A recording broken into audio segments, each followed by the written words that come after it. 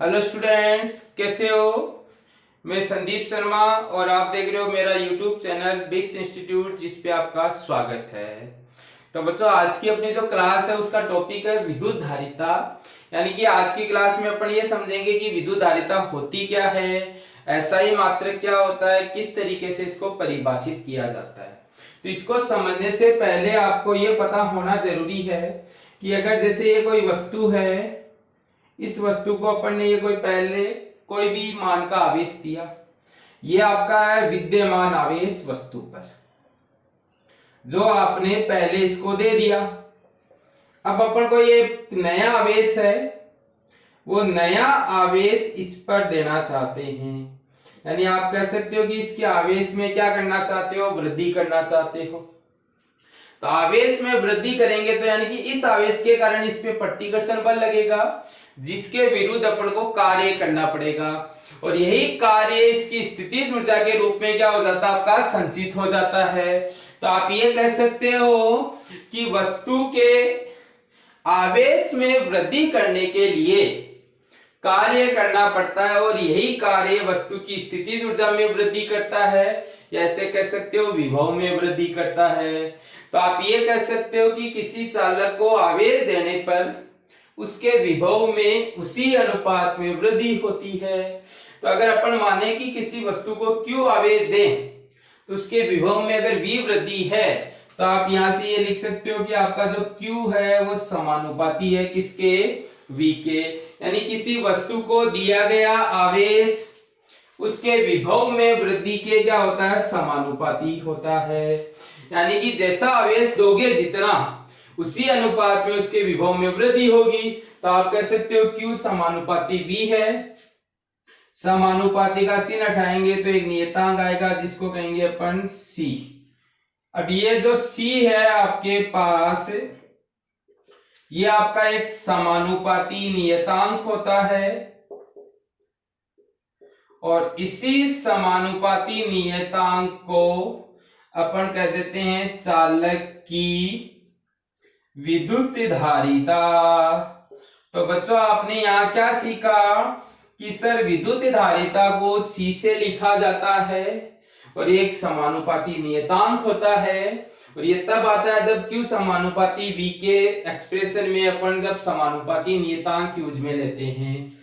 यहां से आप ये कह सकते हो कि C बराबर क्या हो गया, Q अपॉन में V। अब अगर मैं यहां कहूं यदि V बराबर 1 हो, तो आप कह सकते हो कि C बराबर किसके इक्वल निकल कर आया, Q के इक्वल निकल कर आया। तो यहां से आप क्या परिभाषा लिख सकते हो, अर्थात किसी चालक की धारिता आवेश की उस मात्रा के तुल्य होती है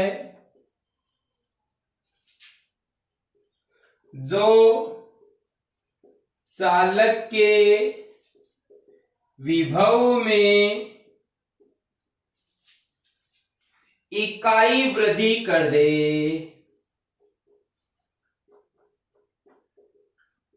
क्या समझे बच्चों, कि अपन ने यहां देखा कि सर जब भी किसी वस्तु को आवेश देते हैं तो उस आवेश के कारण वस्तु के विभव में वृद्धि होती है। तो अपन उसके आधार पे ये कह सकते हैं कि Q समानुपाती V होता है। समानुपाती का चिन्ह हटाते हैं तो नियतांक आता है जो आया C, जिसको कहते हैं चालक की विद्युत धारिता। यहां से सूत्र बना C बराबर Q बाई V। इसमें अपन ने V बराबर 1 लिया तो C किसके बराबर निकल कर आया, Q के। तो आप यहां से ये कह सकते हो कि किसी चालक की जो धारिता है वो आवेश के परिमाण के तुल्य है। यदि उस आवेश के कारण चालक के विभव में कितनी वृद्धि हो जाए, इकाई वृद्धि हो जाए, तो उसको अपन उस चालक की क्या कह देते हैं, धारिता कह देते हैं। दूसरा एक और पॉइंट याद रखना है आपको कि जो चालक की धारिता होती है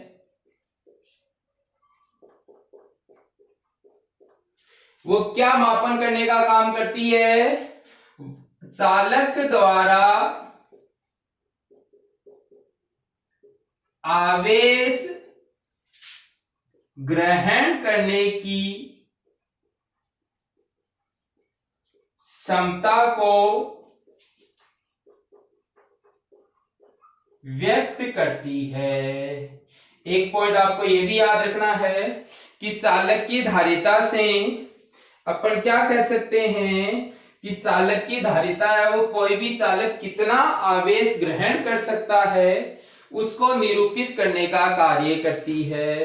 तो बच्चों पहले आपने ये सीखा कि चालक की धारिता को C से लिखते हैं और ये उस आवेश की मात्रा के तुल्य होती है जो किसी वस्तु के विभव में इकाई वृद्धि कर दे। और ये आपको किसी भी चालक के द्वारा आवेश ग्रहण करने की जो क्षमता होती है उस क्षमता को व्यक्त करने का कार्य करती है। इसी के साथ साथ आप ये कह सकते हो कि आपका कोई भी चालक है वो क्या कर सकता है कि चालक विभव के एक निश्चित मान, निश्चित अधिकतम मान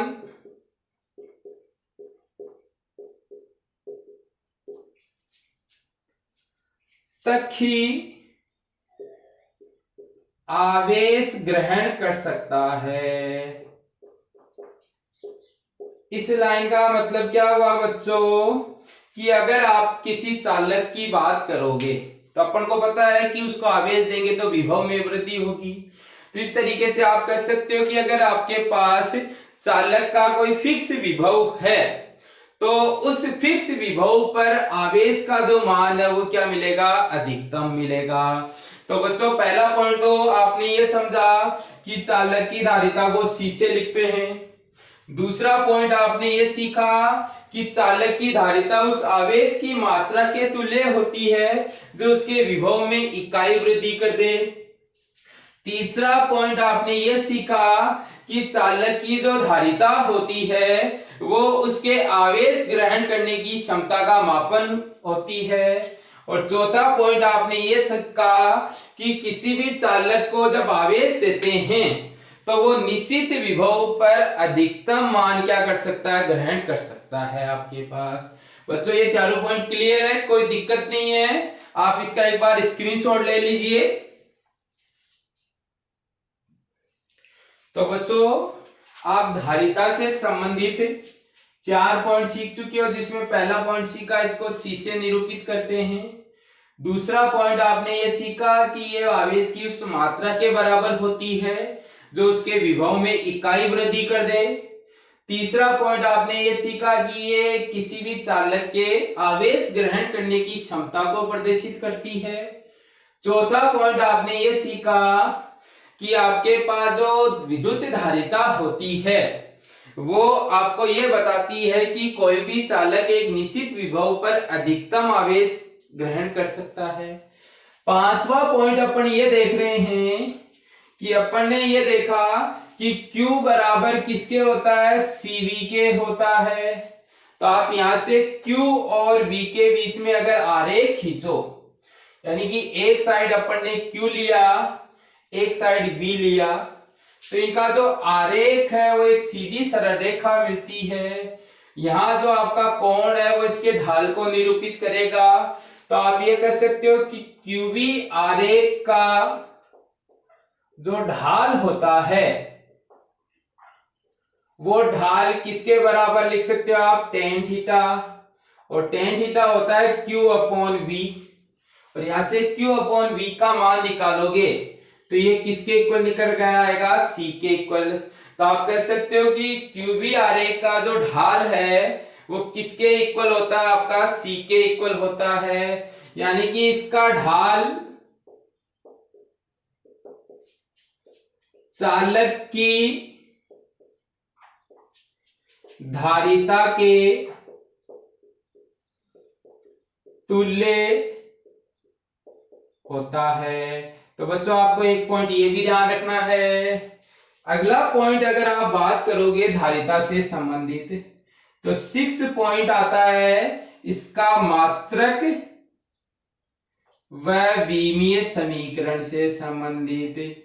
आपने ये तो सीख लिया कि सर धारिता है उसको निरूपित किससे करते हैं, धारिता बताती किसको है। अब अपने इसका अगर मात्रक और विमीय समीकरण की बात करें तो आपने कहा कि सर C बराबर होता है Q अपॉन में V। Q का मात्रक आप लिख सकते हो कूलाम और V का मात्रक लिख सकते हो वोल्ट। तो कूलाम पर वोल्ट, और इसी कूलाम पर वोल्ट को अपन नाम देते हैं फेराड या फेराड, और इस फेराड को अपन स्मॉल f से लिख सकते हैं।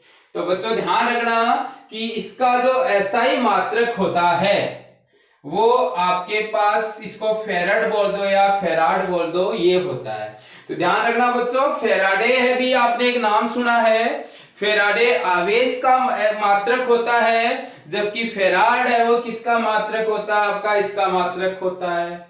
अब ये जो मात्रक है वो क्या होता है, बड़ा मात्रक होता है। यानी कि आपके पास चालक की जो धारिता है अगर फेराड में मिली है तो अपन कहेंगे बहुत ज्यादा है। इसलिए आपके पास कुछ अन्य मात्रक भी आते हैं, और उन अन्य मात्रकों में अगर बात करोगे तो आपको एक तो मिलेगा MF, जिसको कहते हैं अपन मिली फेराड, और आपको मैंने पढ़ाया है कि मिली का मीनिंग होता है 10⁻³ तो आप यहां से ये कह सकते हो कि 1 MF है वो 10⁻³ F के इक्वल होगा।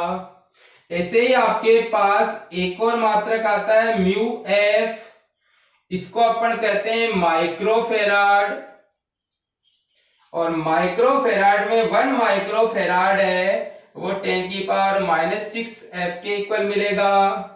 ऐसे आपके पास मिलेगा NF, जिसको कहते हैं नैनोफेराड, और नैनोफेराड में 1 नैनोफेराड में 10⁻⁹ F होता है। ऐसे ही आपके पास एक और मिलेगा PF, जिसको कह देते हैं पिकोफेराड, और 1 पिकोफेराड है वो आपका 10⁻12 F के इक्वल मिलेगा। तो बच्चों ये तो हो गए इसके SI मात्रक की बात। अब विमीय समीकरण की बात करोगे C के, तो आपको दो राशियों के विमीय समीकरण पता होना चाहिए, Q और V। अब इस Q का तो ऐसा कैसा लिख दो, और V को आप W/QB लिख सकते हो। अपन पीछे पढ़ के आए हैं कि V है आपका कार्य बटा आवेश के बराबर होता है, और उसके आधार पे अपन इसको क्या लिख सकते हैं, W/QB लिख सकते हैं। यहां से बढ़ गया Q² अपॉन में W। Q का विमीय समीकरण होता है AT, और स्क्वायर है तो AT का स्क्वायर कर दिया। कार्य का विमीय समीकरण M1L2T-2 होता है। इसको सोल्व करेंगे तो M ऊपर जाके -1, L ऊपर जाके -2, T आपका +2 और ऊपर भी +2 है तो कितना हो गया 4, और ये हो गया A2। तो इस तरीके से इसका जो विमीय समीकरण है वो आपके पास आ गया M-1 L-2 T4 A2। तो बच्चों इस तरीके से अभी अपन ने धारिता से संबंधित 6 पॉइंट सीख लिए। पहले C से लिखते हैं। दूसरा आपके पास ये एक समानुपाती नियतांक होता है, और ये आवेश की उस मात्रा के तुल्य होता है जो उसके विभव में इकाई वृद्धि कर दे। तीसरा पॉइंट अपन ने ये सीखा कि ये आवेश ग्रहण करने की क्षमता का मापन होता है। चौथा अपन ये कह सकते हैं कि इसके आधार पे ये कह सकते हैं कि कोई भी चालक एक निश्चित विभव तक एक निश्चित मान का अधिकतम आवेश ग्रहण कर सकता है। पांचवा पॉइंट कह सकते हैं कि QB आरेख का ढाल धारिता के तुल्य होता है। छठवां पॉइंट ये कह सकते हैं कि इसका SI मात्रक फेराड होता है, और विमीय समीकरण ये होता है। कोई दिक्कत नहीं बच्चों, इसका स्क्रीनशॉट ले लीजिए। तो बच्चों धारिता से संबंधित अपन 6 पॉइंट सीख चुके हैं।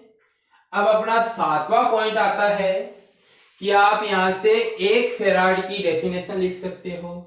तो आप कह सकते हो 1 फेराड की परिभाषा, यानी कि आपका जो 1 फेराड है वो किस तरीके से परिभाषित किया जाता है। तो अभी अपन सूत्र पढ़ के आए कि C बराबर Q अपॉन V होता है। तो आप ये कह सकते हो कि 1 फेरेड है वो इक्वल होगा आपका 1 कूलाम अपॉन में 1 वोल्ट के। तो आप ये यहां से ये कह सकते हो कि किसी चालक की धारिता 1 फेरेड कहलाती है यदि चालक को 1 कूलाम का आवेश देने पर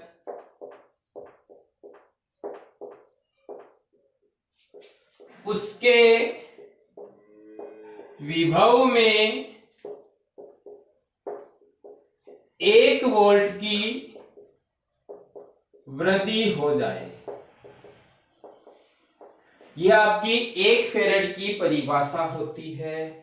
और धारिता में आपका लास्ट पॉइंट आपको सीखना है निर्भरता, कि आपकी जो धारिता है वो किन किन राशियों पर निर्भर करती है। तो अगर निर्भरता की बात करोगे तो पहला तो आता है चालक के आकार तथा आकृति पर। तो अपन देखेंगे कि अगर अपने पास चालक अलग अलग आकार का या आकृति का होगा तो धारिता है वो भी अपन को क्या मिलेगी, अलग अलग तरीके की मिलेगी। दूसरा, चालक के पास किसी अन्य चालक की उपस्थिति पर। ये अपन आगे जब संधारित्र नाम का एक टॉपिक पढ़ेंगे जिसमें उसका सिद्धांत पढ़ेंगे तो उस सिद्धांत में देखेंगे कि आपके पास अगर किसी दूसरे चालक को उसके पास लाते हैं तो उसकी धारिता में क्या हो जाती है, वृद्धि हो जाती है। तीसरा आप कह सकते हो चालक के चारों ओर विद्यमान माध्यम पर, यानी कि अगर आपका चालक है वो अलग अलग माध्यम में रखा गया है तो आप कह सकते हो कि उसकी धारिता है वो भी क्या मिलेगी, अलग अलग मिलेगी। अब आपको एक नोट याद रखना है और वो नोट याद रखना है कि किसी विलगित चालक की धारिता क्या नहीं करती है, आपके पास उस पर उपस्थित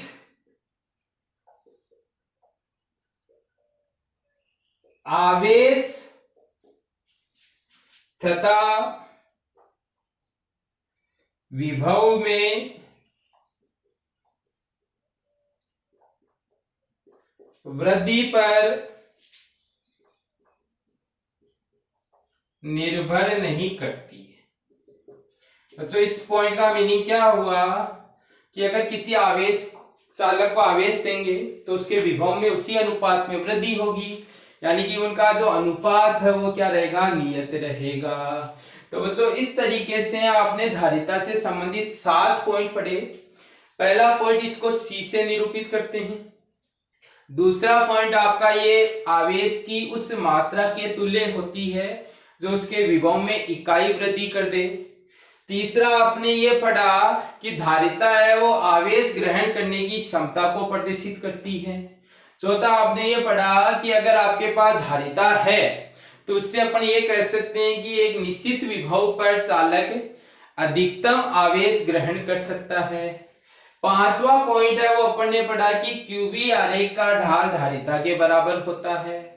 छठवां पॉइंट पढ़ा कि इसका SI मात्रक फेरेड या फेराड होता है और विमीय समीकरण इसका m-1 L-2 T4 और A2 के इक्वल होता है। और सातवां पॉइंट है वो आपने ये पढ़ा कि इससे 1 फेराड की परिभाषा ये होती है कि किसी भी चालक की धारिता 1 फेराड कहलाएगी यदि चालक को 1 कूलाम का आवेश देने पर उसके विभव में 1 वोल्ट की वृद्धि हो। और लास्ट अपना निर्भरता है, जिसमें चालक की धारिता 3 चीजों पर निर्भर कर सकती है। एक, चालक के आकार और आकृति पर। दूसरा, उसके पास रखे गए चालक की उपस्थिति पर। तीसरा, चालक के चारों ओर का माध्यम की किस तरीके के माध्यम में रखी गई है। एक पॉइंट ध्यान रखना है कि अगर आपके पास कोई विलगित चालक है तो उसकी धारिता ना तो उसके आवेश पर निर्भर करती है और ना ही उसके विभव में वृद्धि पर निर्भर करती है। तो बच्चों, ये आपका धारिता का टॉपिक है, वो कंप्लीट है आपके पास की धारिता का मीनिंग क्या होता है, SI मात्रक क्या होता है। अब आगे जाके अपन अलग अलग राशियों की धारिता याद करेंगे कि विलगित गोलीय चालक की धारिता क्या आती है, या कोई और दूसरा चालक लिया जाए तो उसकी धारिता क्या आती है। तो बच्चों, इसमें अगर किसी बच्चे को कोई दिक्कत हो तो वो पूछ सकता है कमेंट सेक्शन में या व्हाट्सएप नंबर पे व्हाट्सएप करके। आप इसका स्क्रीनशॉट ले लीजिए। Thank you.